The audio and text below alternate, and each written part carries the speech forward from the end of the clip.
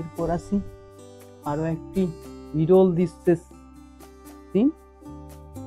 আমাদের বাবা ভোলে বাবা উনি পার্বতীকে নিয়ে যে পাহাড়ে হাঁটছেন, ওদিকে আমাদের নারায়ণ চক্র ছেড়েছে। এই দৃশ্যটা, এইটা অরিজিনাল কি দৃশ্য ঠিক আমার জানা নেই। দুর্গা মাকে নিয়ে শিব যেহেতু পাহাড়ের ওপর দিয়ে হেঁটে উড়ে যাচ্ছে, একটু কমেন্ট করে বলবেন প্লিজ। এই দেখুন কাজ।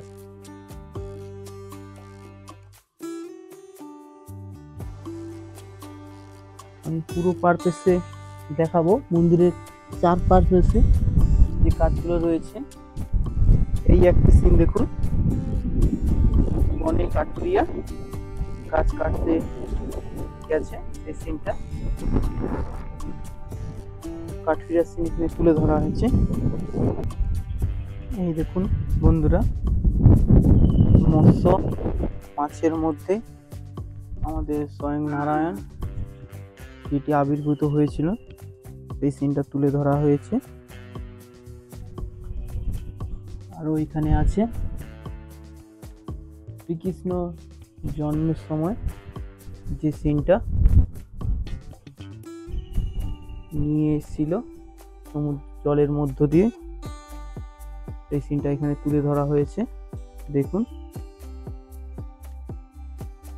কত সুন্দর দৃশ্য।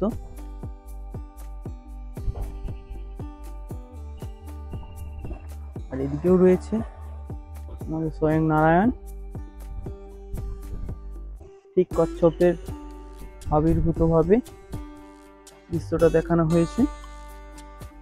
দেখুন